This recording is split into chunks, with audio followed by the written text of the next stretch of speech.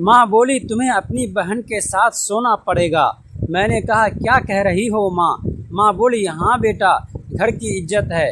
कोई बात नहीं भाई, मेरा इज्जत लूट नहीं रहा है बल्कि इज्जत बचा रहा है। और वह तैयार हो गई। अगर चैनल में पहली बार आए हैं तो चैनल को सब्सक्राइब कर लीजिएगा। दोस्तों, मैं अपने घर की कहानी सुना रहा हूँ क्योंकि यह बात ऐसी है कि मैं किसी को कह नहीं सकता। मेरे दिल पर एक बोझ बना हुआ है। मैं चाहता हूँ कि आज अपने दिल की बोझ को कम करूँ। मैं 20 साल का हूँ और मेरी एक बहन है मंजू, जिसकी उम्र 25 साल की है और रंग गोरा, बॉडी फिट रखी है और देखने में काफ़ी खूबसूरत है। जो भी एक बार देख लेगा वो पागल हो जाएगा। मेरे घर में मेरी मम्मी और मेरे पापा तीनों रहते हैं। सुमन दीदी की शादी हो चुकी है, वो अपने ससुराल में रहती है। मैं रांची में रहता हूँ और सुमन दीदी बोकारो में रहती है। दीदी की शादी हुए 5 साल हो चुके हैं पर अभी तक कोई बच्चा नहीं हुआ था। घर आज मेरी माँ के कहने पर मैंने अपने दीदी को माँ बनने का ख्वाब पूरा किया है। आज मैं आपको यही कहानी बताऊंगा। आपको थोड़ा अटपटा तो लगेगा पर यह 100% सच है। मेरा नाम रवि है। मैं अभी पढ़ाई कर रहा हूँ। घर पर पापा मम्मी हैं, दोनों जॉब में हैं। एक दिन की बात है, रात में सुमन दीदी का फ़ोन आया। माँ छत पर जाकर करीब 1 घंटे बात की। फिर जब नीचे आई तो रोने लगी। मुझे कुछ भी समझ नहीं आ रहा था। वो पापा को कमरे में ले गई और सारी बात बताई। मुझे उस समय तक कुछ भी नहीं पता था। बस बाहर आकर मुझे बस इतना बोली कि कल तुम्हें सुमन दीदी के घर जाना है, उसको लाने के लिए। सुमन दीदी दूसरे दिन शाम को आ गई। सुमन दीदी जब कुंवारी थी और सच पूछिए कि जब वो जवान हो रही थी तब मुझे उनको छूने का मन कर रहा था। मैं कई बार उनको देखा जब वह कपड़े चेंज कर रही होती थी, तब मैं किसी न किसी बहाने कमरे में ज़रूर जाता। जब कभी दरवाज़ा खुला होता था, क्योंकि मेरी दीदी बहुत ही खूबसूरत है, इतनी अच्छी है कि कोई भी आदमी देखेगा तो मेरी दीदी को पसंद करेगा। मैं भी करीब 3 साल तक उनके बारे में सोचकर मैंने एक सतबा सत मारा था। मुझे उनके साथ प्यार करने का मन कर रहा था। कई बार तो सोचा कि बोल दूं, पर मुझे बहुत डर लगता था कहीं वो माँ को बता न दे। क्या होगा, ये अरमान तो अरमान ही रह जाएंगे। रात को जब वो सो जाती थी तभी कभी कभी उनके छू लेता तो कहने लगा मतलब है कि मैं पहले से ही अपने बहन का आशिक था पर कुछ कर नहीं पाया था। जब 3-4 दिन हो गया तो मैंने पूछा कि माँ दीदी को क्यों बुलाए, वह भी इतनी जल्दीबाजी में। तो माँ कहने लगी कि उसका तुम्हारे जीजा के साथ लड़ाई हो रही थी आजकल, इसीलिए मैंने सोचा कि चलो उसका दिल बहल जाएगा। फिर कुछ दिन के बाद एक दिन माँ मुझे पार्क में ले गई और बोली देख बेटा, पापा आज नहीं है, इसीलिए तुमसे एक बात कह रही हूँ। ये घर की इज्जत है, घर में ही रखना। इस काम में पापा को कुछ भी पता नहीं चलनी चाहिए। तो मैंने माँ से कहा कि माँ कौन सी ऐसी बात है जो पापा कह रहे हैं? आपके लिए तो मेरी जान हाजिर है, आप मुझे बताओ प्लीज़। तो माँ कहने लगी मुझे सुमन ने बताया है कि वो अपने पति से माँ नहीं बन सकती, दिक्कत उसके पति में है। पर इस बात को उसके ससुराल वाले नहीं मान रहे हैं। कहते हैं कि दिक्कत में है तो अगर चाहता है कि तेरी माँ और तेरी बहन अगर खुश हो तो तुम्हें एक काम करना पड़ेगा। मैंने कहा मैं क्या कर सकता हूँ? जब दिक्कत उसके पति में है तो उसका इलाज करवाना चाहिए। तो माँ बोली वो इलाज नहीं करवाना चाहता है, वो तेरी बहन की सौतन लाना चाहता है। तो मैंने कहा माँ हो सकता है कि दिक्कत दीदी में हो सकती है। तो माँ बोली दीदी में कोई दिक्कत नहीं है। मैंने कहा आपको कैसे पता? तो माँ बोली मुझे पता है। मैंने कहा ऐसे? तो माँ बोली मैंने इसका एक बार जब मैं कुमारी थी तो तब ट्यूशन वाले सर से रिश्ता बना ली थी और प्रेग्नेंट हो गई थी तो मैं सन रह गया। मैंने सोचा बताओ ज़िंदगी भर में एक सतवा सत कर काम चलाया और कोई मेरी बहन को प्रेग्नेंट कर दिया। माँ बोली क्या सोच रहे हो बेटा? मैंने कहा कुछ भी नहीं। माँ बोली ज़िंदगी में बहुत सारे कुछ ऐसे इंसान को गुजरना पड़ता है। तो मैंने कहा तो इस बात से साफ जाहिर होता है कि जीजा जी में ही दिक्कत है। माँ बोली हाँ, अगर तुम्हारी बहन 1 साल के अंदर माँ नहीं बनी तो वह दूसरा शादी कर लेगा। मैंने कहा तो क्या कर सकता हूँ? तो माँ बोली तुम्हें अपनी बहन के साथ सोना पड़ेगा। मैंने कहा क्या कह रही हो माँ? माँ बोली हाँ बेटा, घर की इज्जत बचाने के लिए तुम्हें ये काम करना पड़ेगा। मैंने कहा ठीक है, पर दीदी वो क्या क्या ये तो। माँ बोली तो चुप हो जा, मैंने बात किया था दीदी से, पहले तो नहीं मान रही थी पर आज वो मान गई है। बोली कोई बात नहीं भाई, मेरा इज्जत लूट नहीं रहा है बल्कि इज्जत बचा रहा है। और वह तैयार हो गई। दोस्तों, अब मेरे घर में एक दुल्हन आती है और उसका सेज सजाने का काम होता है और दूल्हे दुल्हन के मन में लड्डू फूट रहे होते हैं। बस यही हाल मेरे घर में था। मैं सोच रहा था कि रात को दीदी के साथ कैसे होगा। माँ भी खुश थी कि जब तो सुमन माँ बन जाएगी और शायद सुमन दीदी भी खुश होगी, तो मैं कुछ ज़्यादा ही खुश था।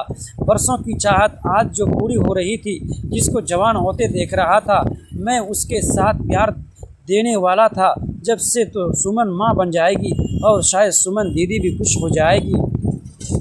तो हो जाएगी। बरसों की चाहत आज तो पूरी हो रही थी। जिसको जवान होते देख रहा था, आज मैं उसके साथ प्यार देने वाला था। जब से दीदी को ये बात पता चला तो मान गया हूँ। वो मेरे सामने ही आ रही थी। रात को मैंने खाना बना खाया, दीदी अपने कमरे में ही खाना खाए और रात को करीब 10 बज गए थे। माँ बोली जा बेटा, इज्जत रख ले। माँ ने कहा आप चिंता मत कीजिए और माँ अपने कमरे में सोने चली गई। मैं दीदी के कमरे में पास पहुँचा तो दरवाज़ा अंदर से सजाया हुआ था। मैंने दरवाजे को खोला, अंदर गया। दीदी पलंग पर बैठी थी। वहाँ जाकर खड़ा हो गया। दीदी मुझे देखी और बोली क्या मुँह? मुझे कुछ भी समझ नहीं आ रहा है। क्या ये सही है, क्या गलत है, मैं खुद सोच नहीं पा रही हूँ। पर इतना तो पता है कि अगर तुमने हेल्प नहीं किया तो मेरी ज़िंदगी बर्बाद हो जाएगी। मैंने कहा दीदी आप चिंता नहीं करो, आप खुश रहोगे। और मैं पलंग पर बैठ गया और अपना हाथ दीदी के पीठ पर रखा। वो गजब की लग रही थी। वो नज़र झुका ली। मैंने उनके फेस को उठाया। वो शांत रही और मैं भी शांत रही। कुछ जल्दबाजी नहीं करनी थी, पर किसी को जल्दबाजी नहीं थी मुझे। फिर मैंने दीदी को अपने बाहों में भर लिया।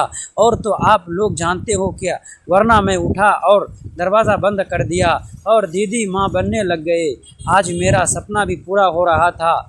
इस तरह रात में कई बार हुआ। फिर हम सब सो गए। सुबह जब हुई, माँ मुझे मिली, पूछी कैसा रहा। तभी सुमन दीदी भी आ गई थी। मैंने कहा मुझसे क्या पूछती हो, आप इन्हीं से पूछ लो। दीदी बोली बहुत अच्छा रहा, आज तक ऐसा नसीब नहीं हुआ था।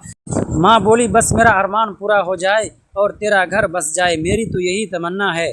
फिर क्या था दोस्तों, दीदी यहाँ 10 दिन तक रही और जितना हो सका मैंने उसके साथ प्यार किया। फिर जीजा जी आ गए दीदी को वापस ले जाने के लिए और दीदी चली गई। दीदी का फ़ोन आया करीब 9 महीने बाद। माँ पूछी क्या हाल है। तभी दीदी बोली खुशखबरी है, आप नानी बनने वाले हो। फिर दीदी मुझे थैंक यू कहा। फिर दीदी ने कुछ दिन बाद एक बच्चे को जन्म दिया। आज दीदी माँ बन चुकी है और उसके ससुराल वाले खुश हैं और मेरे घर वाले भी। रात के करीब 11 बजे थे। पूरे घर में सन्नाटा पसरा हुआ था। तभी माँ ने मुझे अपने कमरे से बुलाया। उनके चेहरे पर ऐसी घबराहट थी जैसी मैंने पहले कभी नहीं देखी थी। मैंने पूछा माँ क्या हुआ। माँ ने दरवाज़ा बंद किया और धीमी आवाज़ में कहा बेटा आज रात तुम्हें अपनी बहन के कमरे में सोना पड़ेगा। मैं चौंक गया। क्या कह रही हो माँ, मैं उसके कमरे में क्यों सो जाऊँगा। माँ ने कुछ पल मेरी तरफ देखा, फिर बोली घर की इज्जत का सवाल है। मुझे डर है कि आज रात कोई इस घर में घुसने वाला है। मेरे पैरों तले ज़मीन खिसक गई। लेकिन कौन? माँ ने जवाब नहीं दिया। उन्होंने बस मेरी बहन की तरफ देखा जो दरवाजे के पास खड़ी थी। उसके चेहरे का रंग उड़ा हुआ था। मैंने उससे पूछा तुम्हें कुछ पता है? उसने सिर झुका लिया। तभी माँ ने मेरी कलाई पकड़कर कहा तुम्हारी बहन को कुछ नहीं होना चाहिए, चाहे जो हो जाए, आज रात उसे अकेला मत छोड़ना। मैंने हाँ भी भर दी। लेकिन जैसे ही मैं बहन के कमरे की ओर बढ़ा, मेरी नज़र फर्श पर पड़ी एक चीज़ पर गई। वो एक पुरानी चाबी थी। मैंने उसे उठाया और माँ को दिखाया। माँ का चेहरा अचानक सफ़ेद पड़ गया। ये चाबी तुम्हें कहाँ मिली? यही फर्श पर। माँ ने चाबी हाथ में ली और कुछ सेकंड तक उसे घूरती रही। फिर उन्होंने फुसफुसा कर कहा ये वही चाबी है जिसे तुम्हारे पिता की मौत के बाद मैंने हमेशा के लिए छिपा दिया था। मेरे शरीर में सिहरन दौड़ गई। पिता की मौत, लेकिन इस चाबी का उससे क्या संबंध है? माँ ने जवाब देने के बजाय कमरे की खिड़की बंद कर दी। उसी क्षण बाहर से किसी के चलने की आवाज़ आई, ठक ठक ठक। हम तीनों चुप हो गए। आवाज़ धीरे धीरे हमारे कमरे के दरवाजे तक आकर रुक गई। किसी ने दरवाजे पर हाथ रखा। मेरी बहन ने डर कर मेरा हाथ पकड़ लिया। बाहर से एक भारी आवाज़ आई, दरवाज़ा खोलो। मैंने माँ की तरफ देखा। माँ ने उंगली होठों पर रखकर चुप रहने का इशारा किया। कुछ सेकंड बाद दरवाजे के नीचे से एक कागज़ अंदर सरका दिया गया। मैंने उसे उठाया। उस पर सिर्फ एक लाइन लिखी थी, जिस राज को तुम्हारी माँ ने छिपाया है वो आज रात खुलेगा। मेरी धड़कन तेज हो गई। मैंने माँ से पूछा, अब तो आपको सब बताना पड़ेगा। माँ की आंखों में आंसू आ गए। उन्होंने कहा, तुम्हारे पिता की मौत हादसा नहीं थी। कमरे में जैसे समय रुक गया। क्या तुम्हारे पिता को पता चल गया था कि इस घर में सालों से एक ऐसा राज छिपा है जिसकी वजह से कई लोगों की जिंदगी बर्बाद हो सकती है? कौन सा राज? माँ ने उसी पुरानी चाबी की ओर इशारा किया। इस चाबी से घर के पुराने स्टोर रूम का तहखाना खुलता है। मैंने तुरंत कहा, तो चलिए वहीं चलते हैं। दोस्तों, ऐसे ही कहानी सुनने के लिए प्लीज़ हमारे चैनल को सब्सक्राइब कीजिएगा। वीडियो को लाइक और प्यारा सा कमेंट भी ज़रूर कर दीजिएगा।